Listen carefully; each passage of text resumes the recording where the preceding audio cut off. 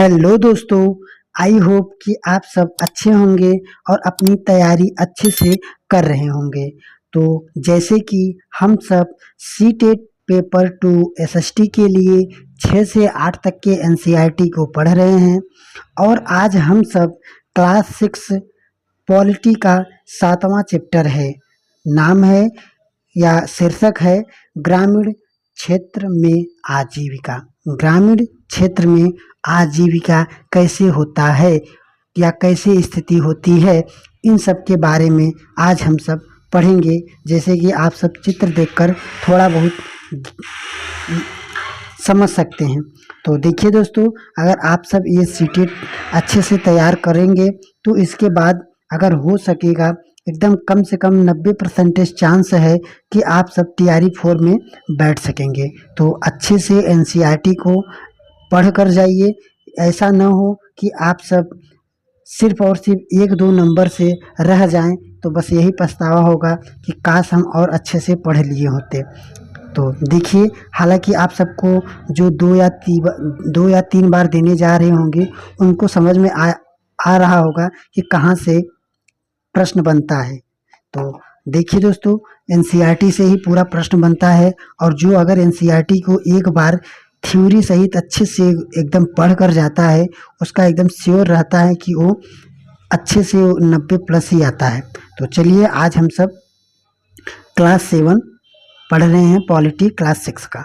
तो देखिए, इसमें लिखा गया है कि पहले पाठ में हमने अपने जीवन में मौजूद अनेक तरह के विविधताओं पर नज़र डाली है। हमने इस पर भी विचार किया है कि अलग अलग क्षेत्र में रहने से वहाँ के लोग के काम धंधे पर कैसे असर पड़ता है। वहाँ पर पाए जाने वाले पेड़ पौधों, वहाँ की फसलें या दूसरी चीज़ें किस तरह उनके लिए महत्वपूर्ण होती हैं।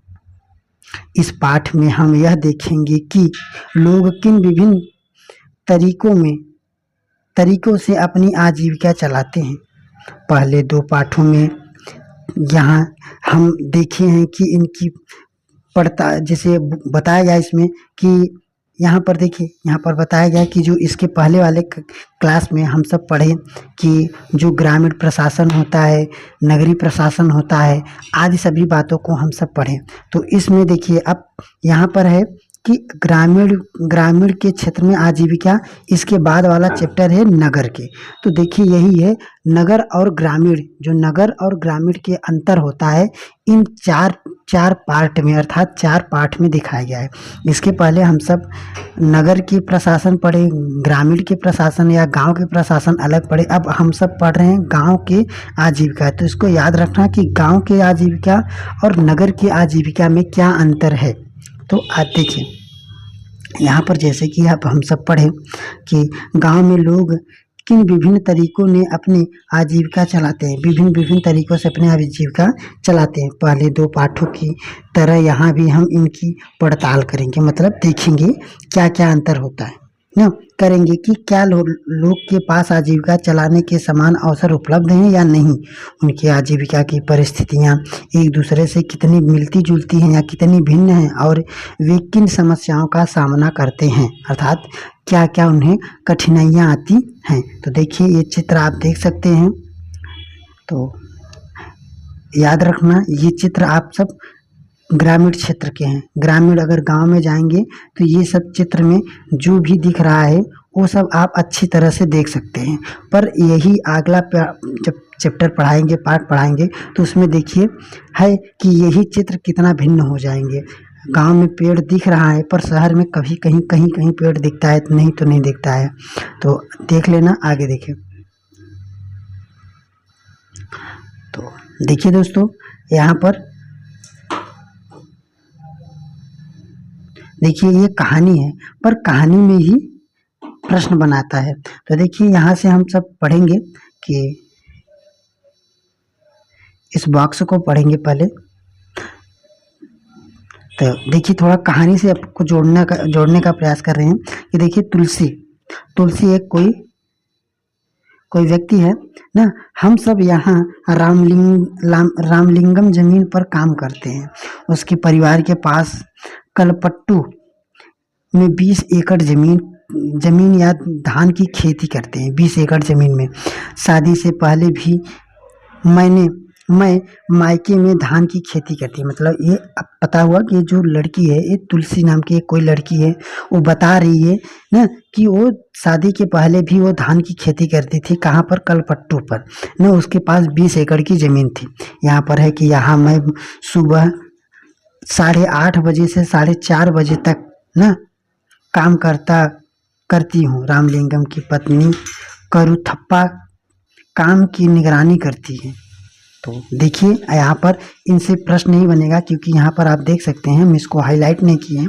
तो इसमें बताया गया कि जैसे यहाँ पर खेती में काम करते हैं, कितने काम करते हैं, कितने बजे से कितने बजे तक अपनी आजीविका चलाने के लिए काम करते हैं, ये सब आज इन सब कहानी लिखा गया है। तो देखिए यहाँ पर देखेंगे जैसे सब्जी खरीदना, बेचना, और जैसे आप खेती कर रहे हैं तो उसका कटाई बुवाई करना, निराई करना, और क्या क्या उसमें और समस्याएं आती हैं, जैसे खाद वगैरह, या उसमें जो जैसे बहुत लोग होते हैं, ज़्यादा उनके पास खेती होती है तो उसमें मजदूर लगाते हैं, उनको पैसा देते हैं। पैसा तो पहले नहीं थी, पर पैसा के बदले उनको जो अनाज उगता था या जिस अनाज के लिए वो काम करते थे तो वही देना पड़ता था। तो आज सभी बातों को इस कहानी के माध्यम से बताया गया। तो यहाँ से ये प्रश्न नहीं पूछेगा। तो देखिए यहाँ पर भी देख सकते हैं, वही बात है कि मजदूरी से थोड़ा सा पैसा कमाते थे। जैसे कोई मजदूर करता था तो वहाँ से थोड़ा सा पैसा कमाते थे, उससे गुजारा नहीं होता था। घर चलाने और ज़िंदगी बसर करने के लिए इन कामों को करना पड़ता था, मतलब उन्हें और कामों को भी करना पड़ता था ना। यहाँ पर देखिए लिखा है, हमारे देश के ग्रामीण परिवार में से करीब 40% खेतिहर मजदूर हैं। कभी पूछ सकता है, तो इसको थोड़ा ध्यान रखना यहाँ पर कि हमारे जो पूरे देश में है उस जितना देश का पूरा जनसंख्या, उस जनसंख्या के करीब 40% जनसंख्या क्या है? खेतिहर मजदूर हैं। कुछ के पास ज़मीन के छोटे छोटे टुकड़े हैं, बाकी तुलसी वही अभी जिक्र आया उस लड़की का की तरह भूमिहीन है न। कई बार जब पूरे साल उन्हें काम नहीं मिलता है तो मजबूरन काम की खोज में उन्हें दूर दराज के इलाके में काम करना पड़ता है। इस तरह का पलायन कुछ भी विशेष मौसम में ही होता है। तो यहाँ पर देखिए, यहाँ पर बताया गया कि जब उन्हें काम नहीं मिलता है तो वे दूर दराज जो होते हैं, शहर होते हैं, या जो जहाँ पर ज़्यादा खेती वगैरह होते हैं, तो वहाँ पर खेती करने के लिए चले जाते हैं। तो यहाँ पर देखिए ये कहानी है, इस कहानी से भी ज़्यादा कुछ नहीं है दोस्तों। देखिए यहाँ पर आप देख सकते हैं, तो यहाँ पर लिखा गया इसलिए मुझे और पैसा कमाने की ज़रूरत पड़ती है। जैसे अब और जब नहीं हो पाती है ज़रूरत पूरा, तो और पैसा कमाने की जब या और पैसे की जब आवश्यकता होती है, तो इसके लिए मैं रामलिंगम की चावल की मिल में काम करना था। मतलब अन्य काम करने लगते हैं बहुत लोग, पड़ोसी के गांव के किसानों की धान इकट्ठा करने में उसकी मदद करते हैं, आज सभी काम करते हैं। तो इससे ज़्यादा इस चैप्टर में ज़्यादा प्रश्न नहीं रहेगा दोस्तों, और जहाँ जहाँ हाईलाइट किए हैं देख लीजिए, वहाँ से बस प्रश्न बनेगा। तो देखिए यहाँ पर लिखा गया कि कई बार परिवार चलाने के लिए उन्हें और पैसा के तौर पर कर्ज के तौर पर लेना पड़ता है। तो देखिए जैसे मान लीजिए कभी कभी क्या होता है कि वो काम भी नहीं मिलता है तो उन्हें कर्ज लेना पड़ता है। तो जब कर्ज लेना पड़ता है तो अब आगे देखिए यहाँ पर लिखा गया है, जल्दी ही कर्ज इतना बढ़ जाता है कि किसान कितनी भी काम कर ले वह उसे चुका नहीं पाता है। इस स्थिति में कहते हैं कि किसान कर्ज तले दब जाता है। आगे है, पिछले कुछ सालों में यह किसानों की विपदा का मुख्य कारण बन गया था। कई क्षेत्र में किसानों ने कर्ज के बोझ से दबकर आत्महत्या कर लिया। ये पिछले कई सालों से नहीं, पिछले कई हजारों सालों से ऐसे चला आ रहा है दोस्तों। अभी भी ऐसा होता है कि कोई जो किसान होते हैं, छोटे मोटे जो किसान होते हैं बेचारे, तो उनके पास जो उनसे मिलता है तो आधा जो होता है दे देते हैं, फिर उसके बाद आधा से भी उनका आजीविका नहीं हो पाता है, तो वे गांव शहर या दूसरे मुंबई शहर में चले जाते हैं। वहाँ पर भी काम जब नहीं मिलता है तो वे आत्महत्या करने के लिए भी विवश हो जाते हैं। इस समय ऐसा दिख रहा होगा। तो यहाँ पर देखिए थोड़ा अपना पैसा देखिए, यहाँ पर लिखा है रामलिंगम और करुथप्पा जमीन के अलावा रामलिंगम के परिवार के पास एक चावल की मिल है। और 20 व कीटनाशक बीज व कीटनाशक बेचने के लिए एक दुकान है। चावल की मिल में उन्होंने कुछ अपना पैसा लगाया और थोड़ा सरकारी बैंक से कर्जा लिया था। वे कलपट्टू और आसपास के गांव से ही धान खरीदते थे। मिल का चावल आसपास के शहरों के व्यापारों में बेचा जाता था, इससे उनकी अच्छी खासी कमाई हो जाती थी। आगे देखिए, भारत के खेतिहर मजदूर और किसान। कलपट्टू गांव में तुलसी की तरह एक खेतिहर मजदूर है। तो याद रखना, यहाँ से थोड़ा पूछा जाएगा प्रश्न। तो यहाँ पर लिखा है कि कलपट्टू गांव में तुलसी की तरह एक खेतिहर मजदूर है। शेखर नाम है ना, की तरह छोटे किसान हैं। जो शेखर हैं वे शेखर की तरह छोटे किसान हैं और रामलिंगम जैसे बड़े किसान हैं। भारत में प्रत्येक पाँच ग्रामीण परिवारों में से लगभग 2 खेतिहर मजदूर ही होते हैं। ऐसे सभी परिवार अपने कमाई के लिए दूसरों की खेती पर निर्भर होते हैं। इनमें से कई भूमिहीन हैं और कईयों के पास जमीन के छोटे छोटे टुकड़े हैं।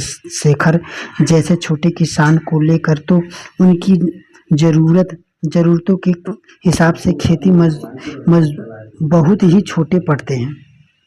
भारत में 80% किसानों की यही हाल है कि भारत में केवल 20% किसान रामलिंगम जैसे बड़े खेतिहर हैं। जैसे कि अभी हमने व्याख्यान में बताया कि बहुत कम ही ऐसा, अर्थात जो 100% में से 20% ही लोग हैं जो थोड़े बहुत अच्छे से हैं, उनके पास अच्छी ज़मीन है ना अपना, और नहीं तो 20% लोग एकदम साधारण किसान हैं जिनकी आजीविका चलती है। तो देखिए दोस्तों, यहाँ पर देखिए दोस्तों, एक हम थोड़ा हाईलाइट किए हैं तो इसको याद रखना। तो यहाँ पर देखिए लिखा गया है कि देखिए, हमने कलपट्टू में होने वाली खेती के बारे में पढ़ा। ग्रामीण क्षेत्र में खेती के साथ साथ लोग जंगल की उपज और पशुओं आदि पर निर्भर रहते थे। उदाहरण के लिए मध्य भारत के कुछ गांवों में खेती और जंगल की उपज दोनों ही आजीविका के महत्वपूर्ण साधन हैं। बहुआ देखिए याद करना, महुआ बीनने में देखिए यहाँ पर लिखा है कि महुआ बीनने में न तेंदू के पत्ते। तो यहाँ इसलिए हम हाईलाइट किए कि देखिए, कभी अगर पूछता है कि ज़्यादातर लोग क्या करते थे, तो यहाँ पर मान लीजिए महुआ बीनना, ये तो आम बात है जानते, पर तेंदू के पत्ते, तेंदू आप सब नहीं जानते होंगे, तो यहाँ पर लिखा गया तेंदू के पत्ते। इससे स्पष्ट होता है कि तेंदू क्या है, वृक्ष है, तो इसके पत्ते हैं, इकट्ठा करते थे न शहद निकालने और इन्हें व्यापार में बेचने जैसे काम अतिरिक्त आय में मदद करते थे। इसी तरह सरकारी समिति को या पास के शहर के लोगों को दूध बेचना भी कई लोगों के लिए आजीविका कमाने का मुख्य था। तो यहाँ पर देखिए दोस्तों, इसको हल्के में मत लेना, क्योंकि कभी कभी पूछता है कि आजीविका के लिए उस समय के लोग क्या करते थे। तो याद रखना, महुआ बीनते थे, तेंदू के पत्ते इकट्ठे करते थे, शहद निकालते थे ना, आदि काम करते थे। तो ये अगर रख देता तो आप सबको समझ में नहीं आएगा। आगे देखिए, लिखा गया है, समुद्र तटीय इलाके में हम देखते हैं कि पूरे के पूरे गांव मछली पकड़ने में लगे रहते। आइए अरोड़ा और पारिवेलन के जीवन के बारे में पढ़ते हैं। देखिए, कोई 2 व्यक्ति हैं, अरोड़ा और पारिवेलन, मछली पकड़ने के परिवार के बारे में थोड़ा सा जाने। यह परिवार का कलपट्टू के पास पुदुपेट नाम के गांव में रहते हैं। तो याद रखना।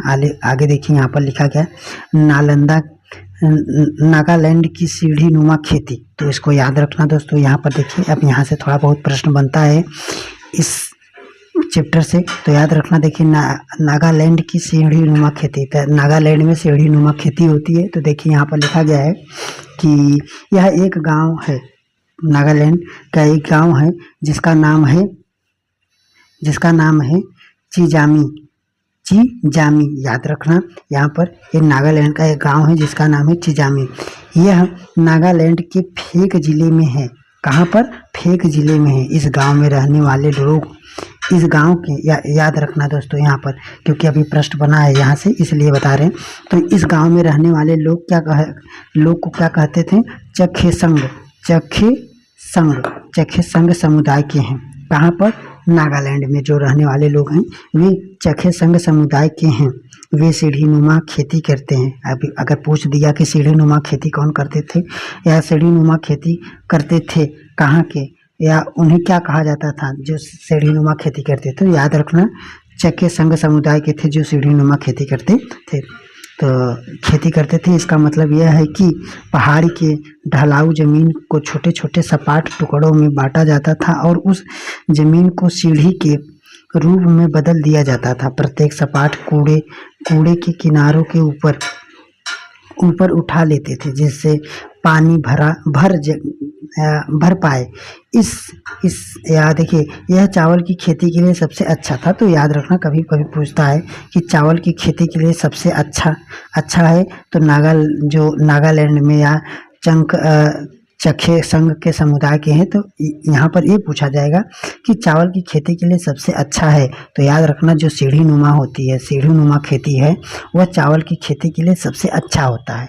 तो यहाँ से ये एकदम वेरी वेरी इंपॉर्टेंट लिख लेना, क्योंकि कभी अगर इस चैप्टर से उठाएगा, इस चैप्टर में देखिए खास तो प्रश्न नहीं है, पर अगर इस चैप्टर से मान लीजिए अगर प्रश्न उठाएगा तो यही एक आध दो ठो उठाएगा। पहला तो ये उठाएगा कि जो सीढ़ीनुमा खेती है वो कहाँ पर होता है, तो नागालैंड होता है। कौन से समुदाय करते हैं, तो चखे संघ समुदाय करते हैं। और ऐसा पूछ सकता है कि चावल की खेती के लिए सबसे अच्छा तरीका कौन सा है, सबसे अच्छा तरीका खेती कौन सा है, तो याद रखना सीढ़ीनुमा खेती जो होता है वह चावल के लिए अच्छा होता है।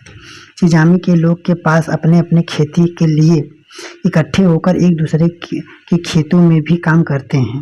वे 6 के 8 लोग एक समूह बनाकर इकट्ठे मिल पहाड़ के एक हिस्से पर घास पतवार साफ करते हैं। जब दिन का काम खत्म हो जाता है तो सारा समूह इकट्ठे बैठकर खाना खाता है।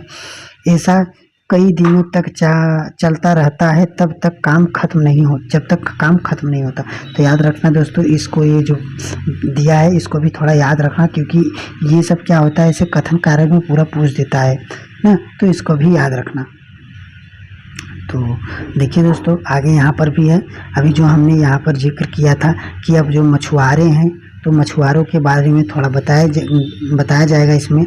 तो यहाँ मछुआरे थे कहाँ, कलपट्टू के पास पुदुपेट के गांव में। तो यहाँ पर देखिए आगे है, मुझे मिलता है वह 4 भागों में बांटते थे। यहाँ से थोड़ा पढ़ेंगे।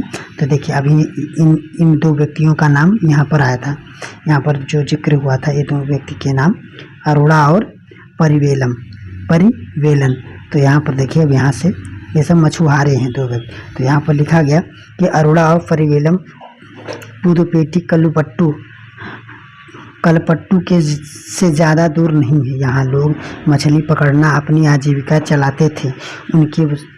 उनके घर समुद्र के पास थे, जो उनके घर थे वे समुद्र के पास थे, और वहाँ चारों ओर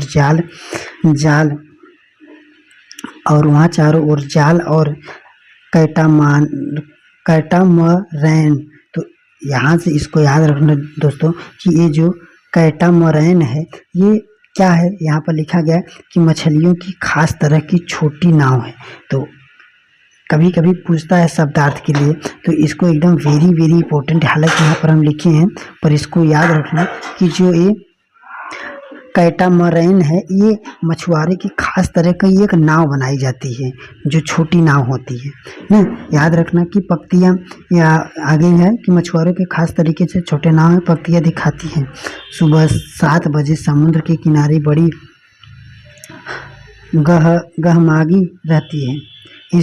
इस समय सारे कैटामरैन मछली पकड़कर लौट आते हैं न। मछली खरीदने और बेचने के लिए बहुत सारे औरतें इकट्ठे होती हैं। तो इसको याद रखना दोस्तों, यहाँ पर कभी भी कथन कारण में पूछ सकता है कि मछलियाँ खरीदने के लिए औरतें इकट्ठे होते थे। तो याद रखना हाँ, ये मछलियाँ खरीदने के लिए, मछलियाँ खरीदने और बेचने के लिए, याद रखना कभी भी बेचने और खरीदने दोनों के लिए औरतें भी इकट्ठे होती थी, याद रखना। आगे देखिए, तो कोई है उसकी पत्नी है ना, परिवेलम मेरा भाई और जीजा आज बड़ी देर से लौटते हैं, मैं परेशान हो जाती हूँ। तो ये कहानी है दोस्तों, यहाँ से ज़्यादा कुछ नहीं है। तो यहाँ पर देखिए, यहाँ पर फिर से बताया गया कि ये जो जाल है, चूँकि जाल कैटामरैन का उसका इंजन हमारे तो वह हिस्सा भी लेता था। यहाँ पर देखिए इस कहानी में और बताया गया कि जैसे जो कैटा मनेरे जाल नाव होता है, तो ये नाव क्या होता है कि ये 4 व्यक्ति होते हैं, तो ये 4 व्यक्ति में ये जो जितना मछली मारते हैं तो उसका मछली का जो हिस्सा होता है तो 1/4 हिस्सा ये जिसका जाल नाव होता है उसको मिलता है। तो इस कहानी में बस इतना बताया गया है।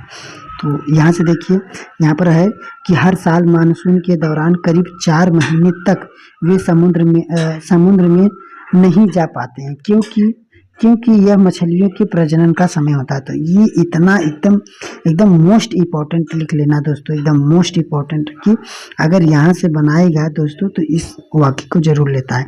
कि देखिए यहाँ पर बनाता है कि जो मानसून का जब समय आता है, मानसून के दौरान करीब 4 महीने, तो कभी ये भी पूछ सकता है कि कितने महीने, 4 महीने तक समुद्र में नहीं जा पाते हैं। अब क्यों नहीं जा पाते हैं, तो यहाँ पर बताया गया क्योंकि मछलियों के प्रजनन का समय होता है। इन महीनों में हम व्यापारी से उधार लेकर अपना गुजारा करते हैं। इस कारण बाद में हम मजबूर हो जाते हैं उसे व्यापारी और मछली बेचने पड़ते हैं। तो याद रखना दोस्तों, आप यहाँ पर देख सकते हैं, आप थोड़ा बहुत यहाँ पर लिखा गया है कि देखिए कुछ अन्य काम करने और अपने आजीविका चलाने के लिए खेती में कई तरह के काम शामिल है, जैसे खेत तैयार करना, रोपाई, बुनाई, निराई जो होता है, कटाई, फसल अच्छी से, इसके लिए प्रकृति पर निर्भर रहते हैं। तो यहाँ पर भी देखिए इसको हम इसलिए हाईलाइट किए, तो यहाँ पर याद रखना कि इन सब के लिए वे हम प्रकृति पर निर्भर रहते थे, वे से पूरा और पूरा प्रकृति पर निर्भर रहते थे।